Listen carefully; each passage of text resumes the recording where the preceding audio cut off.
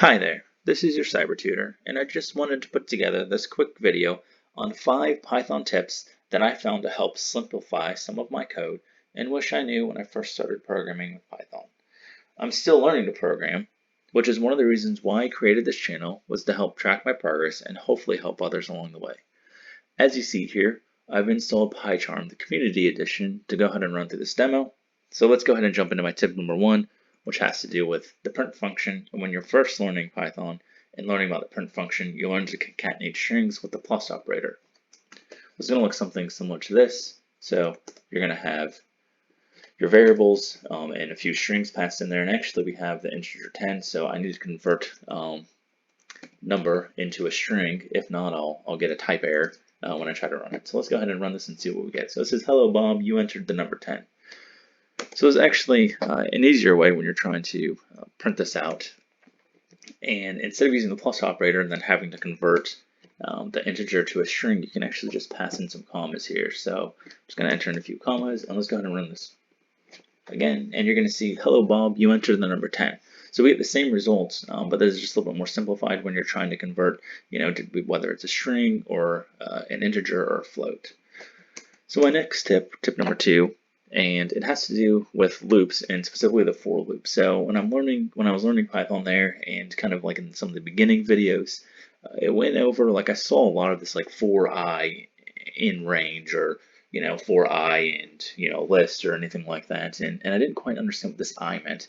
And if we go ahead and run this loop, you're going to get, you see it prints out 0, 1, 2, 3, 4. But this I is really just a variable. So I actually name this whatever I want, and I can change it to X, and we're going to get the same thing.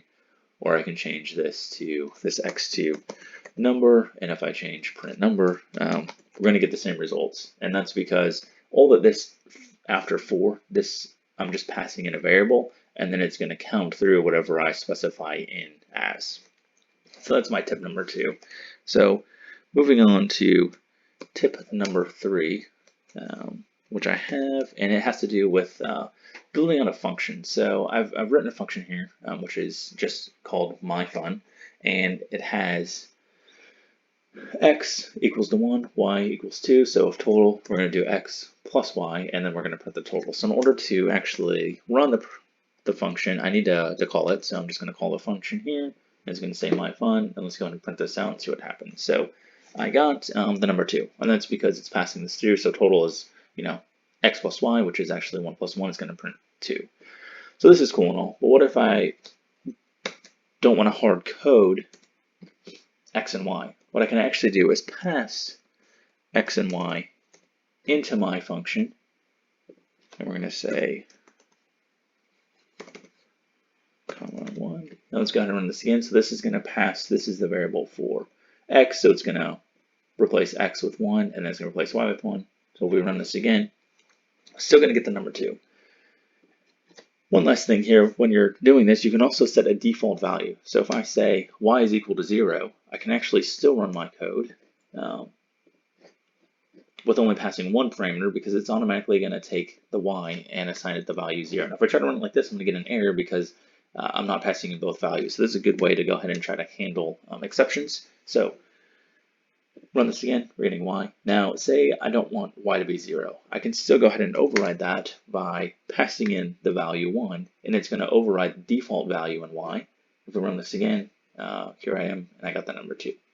So that's my 3rd tip. So moving on to the 4th tip here, and it has to do with rounding things. So as here, I've got the value, the variable x, which I'm going to do 100 divided by 9, and I'm going to print x. So let's go and see what we get. And as we see here, it turned it into a float. So I have 11 followed by dot, and then a whole bunch of 1s here. So say I didn't want the leftovers. I wanted to round this up to a whole value. So in order to do that, typically what you could do is you could actually pass in round,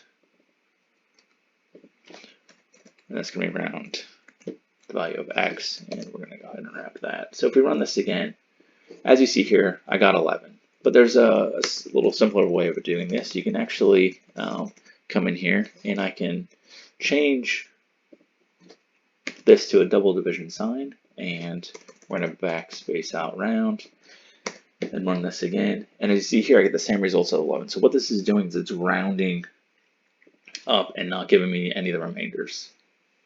So the last thing that I have has to do with quotes. And as you see here, if I have a whole bunch of string, or say I'm trying to define something that I'm writing my program, and I don't want, as you can comment things out, if you put the hashtag symbol in front of it, it'll turn it out to where, Python itself isn't going to read this. It's just going to see this beginning character and pass by it.